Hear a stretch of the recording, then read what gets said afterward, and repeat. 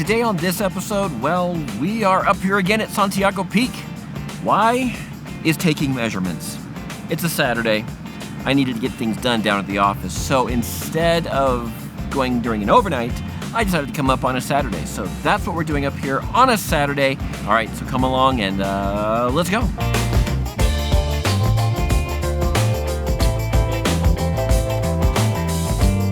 A few videos ago, I had brought my spectrum analyzer up here, pulled it out of the box, and the touchscreen wasn't working, and it was just a pain in the rear to get it to do what I needed it to do. So I sent it back, got it fixed.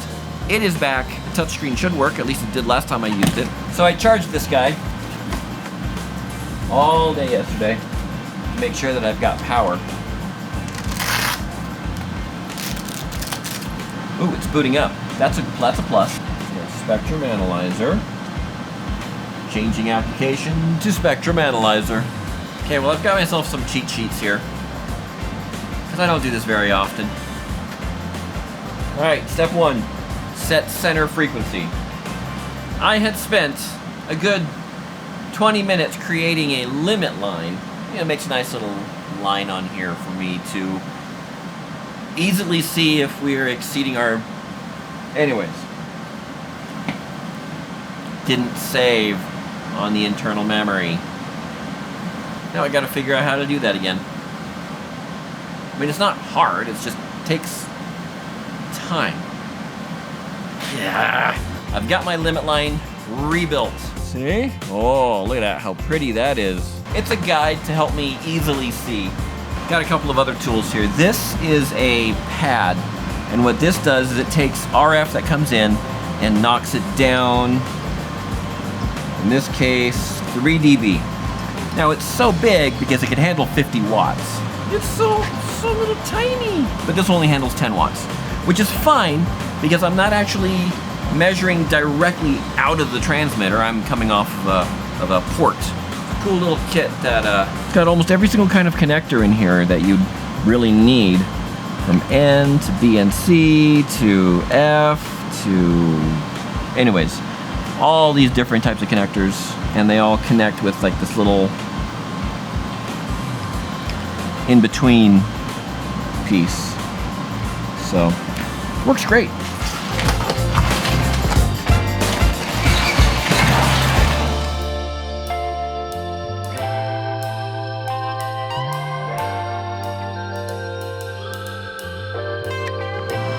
Okay, all right. It's been about 10 minutes. So I did a max hold on this, which means it looks at everything that it sees on the spectrum analyzer and just kind of, if it sees a point higher, it sticks to that point. So it gives me the line of the maximum of all the different frequencies there. I'm inserting into the line a FM, what's basic? I'm trying to think of what the right term is, and it's escaping me, and I hate it when that happens. It's basically a high-pass filter. So everything above the FM band will continue to pass through, but everything below the top of the FM band is suppressed. So what that should do is lower our carrier. Yeah, look at that. By like 60 dB. We can go through all of our harmonics up to our 10th harmonic just to look and see what's happening coming out of here, out of the transmitter. So, and then we'll go walk around with the antenna here shortly. So with doing measurements like this, it takes time. 10 minutes to get a good reading. So, just waiting for 10 minutes. I'd rather be doing this right than wrong, and then having to come up and do it again.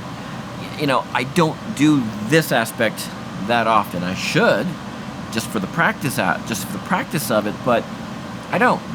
So, anyways, it's going to take me a little bit longer, doing a little bit more research, making sure I document a little bit more closely what I'm doing, so that way when I write up the document about my measurements, there's no questions about my methodology.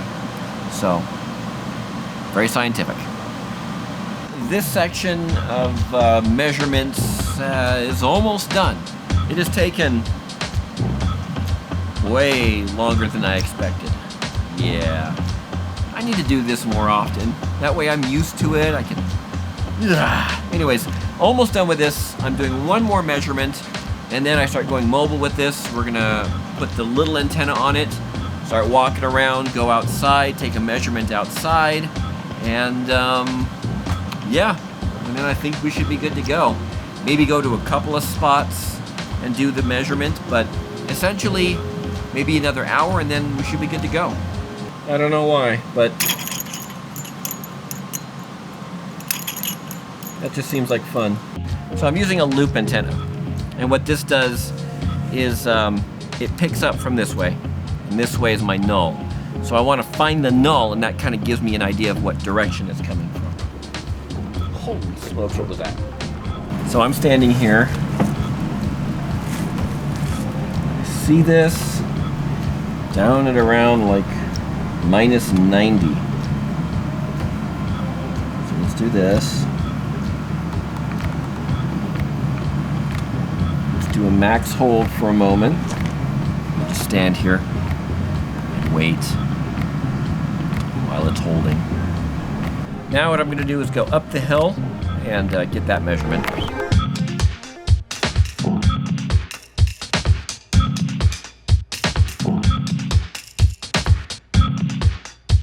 Make our way down this hill very, very, very gently. That was kind of tricky. Okay, back inside. Well, all right, I'm done. It is 4 o'clock. Time to pack all of this stuff up. I mean, a lot of junk I've had here for the last several hours. All right, let's see here. That stays in there.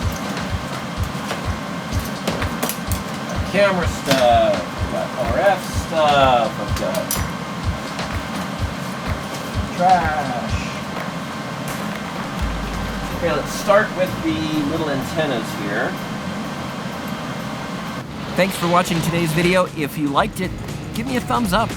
And watch some of the other videos as well. We got some really fun things, you know, like the time we almost died driving with the Polaris up to Potosi through the snow. Anyways, there's that one. And if you're not subscribed, subscribe. And you know what? We'll see you in the next video. Stay safe, stay healthy.